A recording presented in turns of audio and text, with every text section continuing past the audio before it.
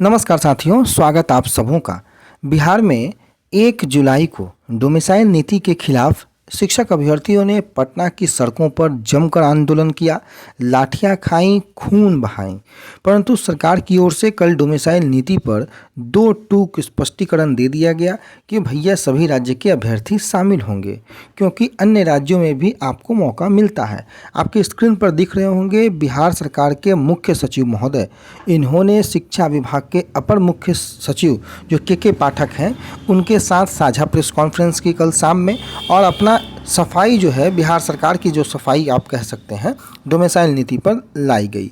आपको पता है कि 11 जुलाई को शिक्षक संघों का विधानसभा घेराव है और 13 जुलाई को बीजेपी का विधानसभा मार्च है, और इन सब के मद्देनज़र बिहार सरकार घिरती नज़र आ रही है नौकरी और रोजगार के मुद्दे पर।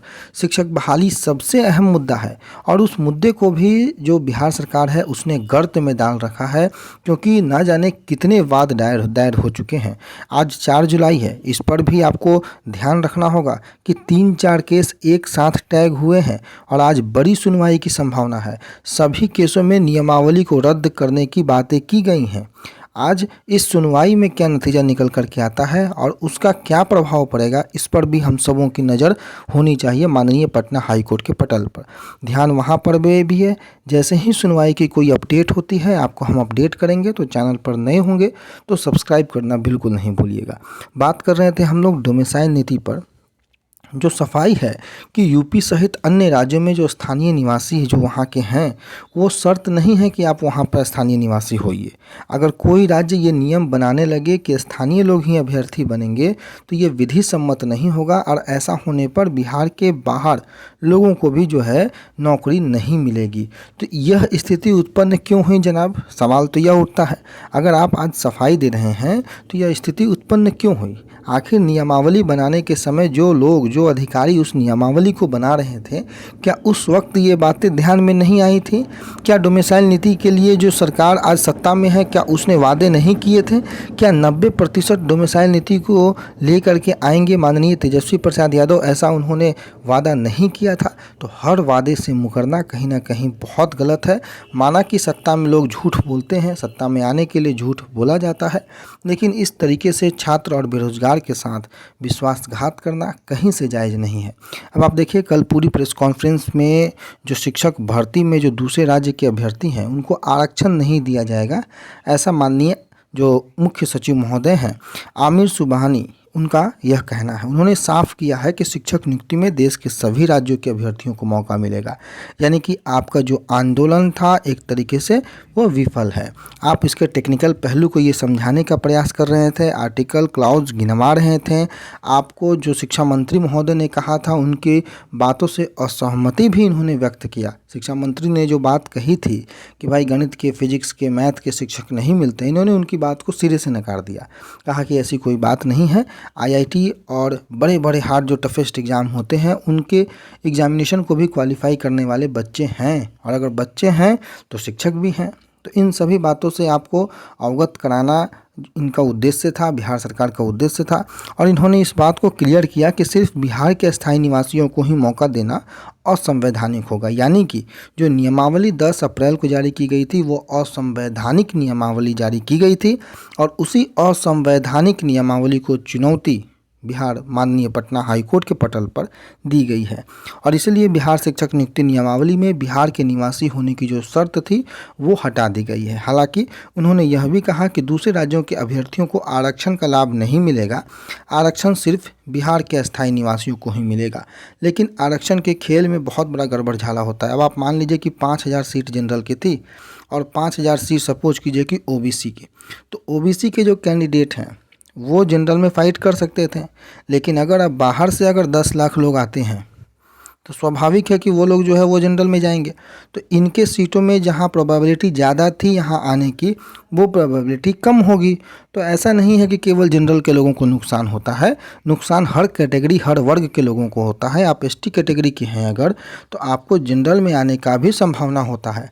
लेकिन जनरल में अगर ऑलरेडी भीड़ रहेगा तो आपकी संभावना उस मार्क्स के अकॉर्डिंग अगर आप नहीं लाइएगा तो कम हो जाएगा, कंपटीशन बढ़ेगा तो कट ऑफ बढ़ेगा। तो तमाम बातों को ध्यान में रख करके ही कोई बात आगे निर्णय लिया जाता है।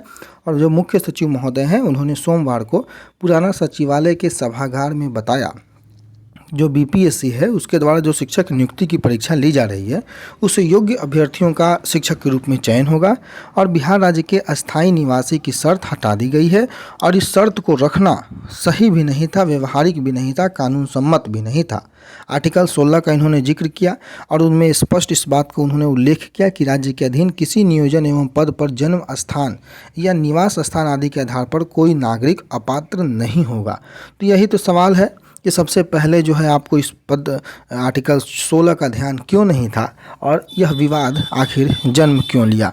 बाकी अन्य खबरों की ओर अगर हम चलें तो बिहार में शिक्षक बहाली में डोमिसाइल नीति नहीं लागू होगी, ऐसा मुख्य सचिव आमिर सुबहानी ने के पाठक के साथ प्रेस कॉन्फ्रेंस में कहा। वहीं शिक्षा मंत्री की बात करें तो उनकी बातें जो हैं वो अलग दिशा में जाती हैं, वो एक अलग मुद्दा है। माध्यमिक शिक्षा निदेशक कन्हैया प्रसाद श्रीवास्तव की हम बात कर ले, 3/7/2023 की डेट में एक पत्र इन्होंने रिलीज किया है और विषय इसका है राज्य के सभी जिलों में अवस्थित विभिन्न कोटि के सरकारी उच्च माध्यमिक विद्यालयों में निर्धारित पारिश्रमिक पर सेवा दे रहे अतिथि शिक्षकों की सेवा लेने के संबंध में। देखिए दुर्भाग्य क्या है बिहार का, दुर्भाग्य यह है कि क्वालिफाई अभ्यर्थी जो हैं STT क्वालिफाई +2 के लिए वो सड़कों पर बेरोजगार भटक रहे हैं और सरकार जो है वो अतिथि शिक्षकों के भरोसे विद्यालय चला रही है।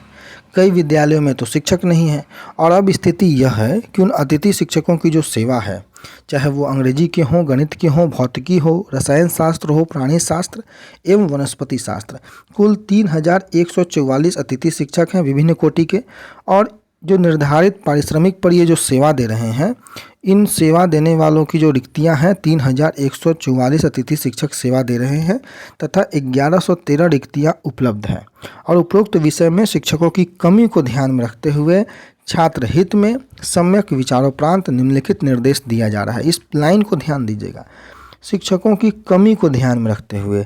शिक्षकों की कमी है, योग्य अभ्यर्थियों की कमी नहीं है और यही बिहार सरकार को नहीं समझ में आता है कि शिक्षकों की कमी को पूरा कैसे किया जाए। संलग्न जिलावार रिक्ति के तहत अपने जिले में अवस्थित उच्च माध्यमिक विद्यालयों में अंग्रेजी, गणित, भौतिकी, रसायन शास्त्र, प्राणी शास्त्र एवं वनस्पति शास्त्र विषय के लिए आवश्यकतानुसार अतिथि शिक्षकों की सेवा विभागीय संकल्प संख्या 51 दिनांक 25/1/2018 में किए गए प्रावधानों के तहत सुनिश्चित करना है और किसी भी परिस्थिति में आपके जिले के लिए उपलब्ध रिक्ति से अधिक शिक्षक की जो सेवा है वो नहीं ली जाए। तो कुल मिलाकर अतिथि शिक्षकों के भरोसे +2 विद्यालय हमारे चल रहे हैं और योग्य स्टेट क्वालिफाई अभ्यर्थी सड़कों पर भटक रहे हैं।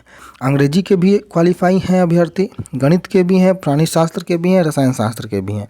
डाटा बिहार सरकार ने अब तक रिलीज नहीं किया है, लेकिन जो ट्वीट के जरिए उस समय के जो मुख्य सचिव संजय कुमार थे उन्होंने जो ट्वीट किया था उसमें क्वालिफाइयों की संख्या दर्शाई गई है और वो सभी के सामने है, पब्लिक डोमेन में है। उसमें आप ये देख सकते हैं कि कितने लोग क्वालिफाई हैं और 1113 अगर इन सभी विषयों में मिला करके वैकेंसी है तो इससे कई गुना अभ्यर्थी क्वालिफाई योग्य बैठे हुए हैं। निर्णय सरकार को और आपको लेना है, आपके निर्णय की बारी जल्द आएगी, अभी सरकार के निर्णय की बारी है। प्रतीक्षा करें और इंतजार का मजा तेजस्वी प्रसाद यादव के कथनानुसार लेते रहें। धन्यवाद।